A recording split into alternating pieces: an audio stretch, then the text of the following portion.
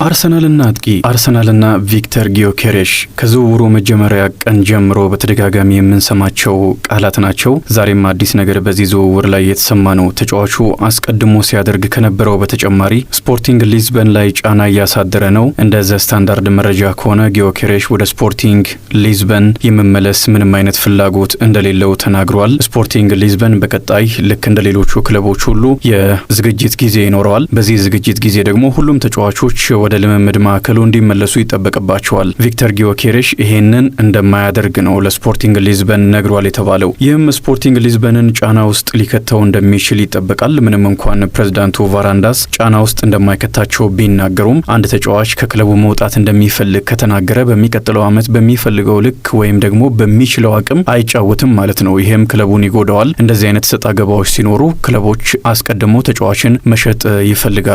ብዙ ጊዜ ተጫዋቾች አስቀድሞ የነበሩባቸውን ክለቦች ጫና ውስጥ መክተት አይፈልጉም። ምክንያቱም ጥሩ ስራ የሰሩባቸው ክለቦች ስለሆኑ ስማቸውን በዛ ክለብ ውስጥ ለረጅም ጊዜ በጥሩ ሁኔታ ለማቆየት በሚል ፍላጎት ጫና አያሳድሩምና ክለቦቹ ደግሞ እንከር ያለ አቋም የሚይዙ ከሆነ ያንን ወደ ማድረግ ሊገደዱ ይችላሉ። አሁን ቪክተር ጊዮኬሬሽ በዛ ሁኔታ ውስጥ ያለ ይመስላል። ወደ አርሰናል ማምራት እንደሚፈልግ አስቀድሞ ተናግሯል። በርካታ መረጃዎች ወጥተዋል። በተለይም ደግሞ ከማንቸስተር ዩናይትድ ሁሉ ጥያቄ ቀርቦለት የማንቸስተር ዩናይትድን ጥያቄ ለጊዜው እንዳቆመ ይታወቃል። የመጀመሪያ ምርጫው አርሰናልን መቀላቀል ነው። ወደዛ የሚያመራ ከሆነ የተወሰኑ ነገሮችን ለመተው ሁሉ ፈቃደኛ ነውና በዚህ ምክንያት ተጫዋቹ ስፖርቲንግ ሊዝበን ላይ ጫና ማሳደር የጀመረው ቆይቷል። ከሳምንታት በፊት ነው ያንን ማድረግ የጀመረው። አምና ሁለቱ ክለቦች ክለቡና ተጫዋቹ ድርድር ነበራቸው። በስምምነት በፊርማ የጸደቀ ሳይሆን በቃል ደረጃ የነበረ ስምምነት ነበራቸው። እንደ ወኪሉ ከሆነ ወኪሉ የሚለው ስፖርቲንግ ሊዝበን ባለፈው ዓመት የሚቆይ ከሆነ ተጫዋቹ በዚህ ክረምት 60 ሚሊዮን ዩሮ መነሻ 10 ሚሊዮን ዩሮ ደግሞ ተጨማሪ ገንዘብ የሚያቀርብ ክለብ ካለና ተጫዋቹ ቪክተር ጊዮኬሬሽ ወደዚህ ክለብ ማምራት ቢፈልግ ስፖርቲንግ ሊዝበን ሊፈቅድለት ተስማምተዋል ነው ወኪሉ የሚለው። ቫራንዳስ ደግሞ በፍጹም እንደዚህ አይነት ቃል አልገባውም። ስለዚህ 60 ሲደመር 10 ሚሊዮን ዩሮ ይዞ የሚመጣ ክለብ ካለ አንፈቅድም በሚል በግልጽ ተናግረዋልና አሁን በዚህ ሁኔታ ውስጥ ሆኖ ነው በድጋሚ ስፖርቲንግ ሊዝበን ላይ ጫና ለማሳደር ቪክተር ጊዮኬሬሽ የተናገረው። በቀጥታ ተነጋግረዋል ተብሏል። ቪክተር ጊዮኬሬሽም አቋሙን ግልጽ አድርጎ ነግሯቸዋል። ስለዚህ ጫና ውስጥ ይከታቸዋል። ምንም የሚያጠራጥር አይደለም። ጫና ውስጥ አንገባ የሚበሉ እንጂ ስፖርቲንግ ሊዝበኖች ፕሬዝዳንቱም ይሄንን ይናገሩ እንጂ ጫና ውስጥ መግባታቸው የማይቀር ነው። አንደኛ ተጫዋቹ ያለ ፍላጎቱ ወደ ስፖርቲንግ ሊዝበን ቢመለስ እንኳን በሚቀጥለው ዓመት በሚፈልጉት ልክ ባለፉት 2 ዓመታት እንደነበሩት አስደናቂ አቋሙን ሊያሳይ አይችልም። ያለ ፍላጎቱ ከሆነ ስለሆነ የሚጫወተው። ከዚህ አስቀድሞ ሳይድ ቤራሂኖ እንደምታውቁት በብራይተን ኤንድ ሆቭ አልቢየን በነበረ ጊዜ ወደ ቶተናም ለማምራት ተስማምቶ ግን ደግሞ ብራይተኖች ዌስት ብሮሞች ከቶተናም የመጣላቸው ገንዘብ በቂ አይደለም ብለው ስላመኑ ተጫዋቹ እንዳይሄድ አደረጉት። በዚህም ምክንያት ተጫዋቹ ወደ ቶተናም ለማምራት የቻለውን ሁሉ አደረገ።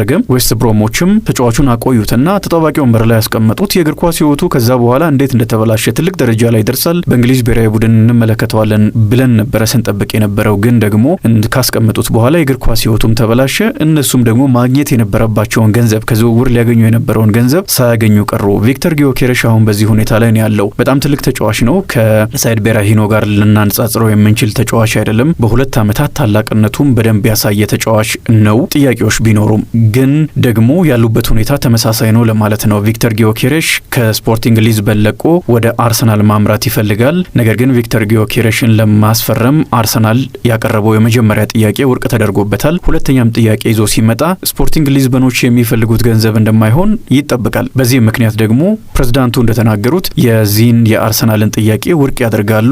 ቪክተር ጊዮኬሬሽ ደግሞ እየተናገረ ያለው ይህ የሚሆን ከሆነ ወደ ልምምድ አልመጣም፣ ለቀጣይ ዓመት በስፖርቲንግ ሊዝበን ለመቆየት ዝግጁ አይደለሁም እያለ ነው። ይሄ ደግሞ በጣም ከባድ ጫና ውስጥ እንደሚከታቸው ምንም የሚያጠራጥር አይደለም። ምክንያቱም ምን ሊሆን ይችላል ወይም መፍትሄው ምን ሊሆን ይችላል የሚለው ነው ሊጠበቅ የሚችለው። ስፖርቲንግ ሊዝበን ቀጣይ ዓመታት ውል አለው ተጫዋቹ፣ ስለዚህ ሊያስቀምጠው ይችላል።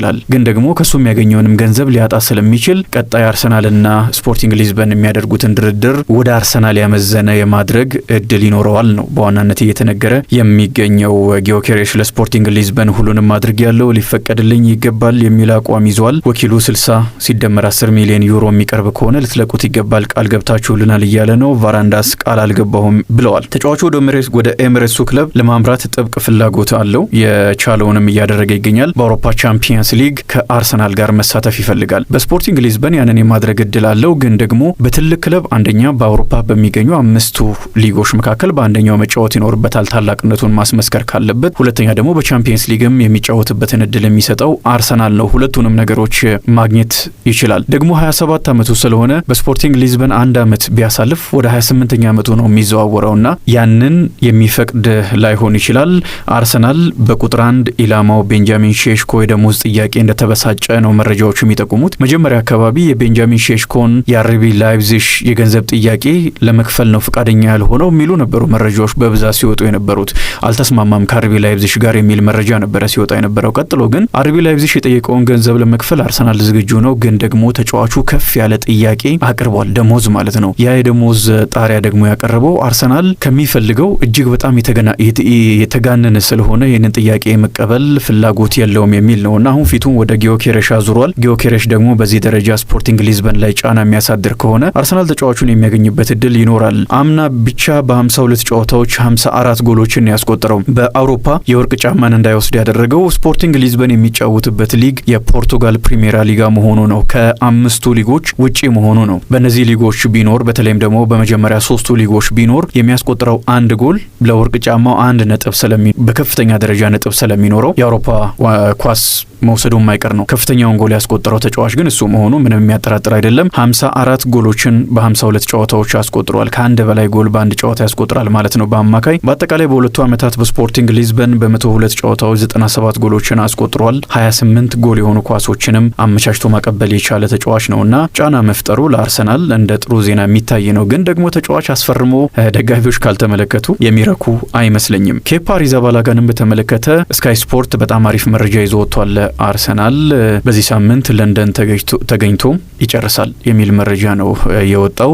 እስከ 5 ሚሊዮን ፓውንድ ብቻ ነው ለዚህ ተጫዋች ዝውውር አርሰናል የሚከፍለው። ምክንያቱም ባለፈው አመት ስምምነት ነበረው ተጫዋቹ ወደ አርሰናል ሲያመራ ወደ ቦርንማውዝ ሲያመራ ደሞዙን እንዲቀንስ፣ ቼልሲ ደግሞ የመልቀቂያ ሂሳቡን ወደ 5 ሚሊዮን ፓውንድ እንዲያወርድ ተስማምተው ነበረ። ደሞዙን ቀንሶ ተጫወተ። አሁን ደግሞ አርሰናል በ5 ሚሊዮን ፓውንድ ብቻ የማስፈረም አቅም አገኘ ወይም ትልቅ እድል አገኘ። ተጫዋቹም ወደ ኤሚሬትስ ለማምራት ዝግጁ ነውና በዚህ ሳምንት በቀጣይ ቀናት ወደ ለንደን ተጉዞ ይህንን ዝውውር ይፈጽማል የሚል መረጃ ነው የወጣው። ዩናይትድም ለኢምቤሞ ሁለተኛ ጥያቄ አቅርቧል። እንደ በርካታ መረጃዎች ስካይ ስፖርትን ጨምሮ ከ60 ሚሊዮን ፓውንድ በላይ ነው ያቀረበውና አሁን የማስፈረም እድሉ የሰፋ ይመስላል።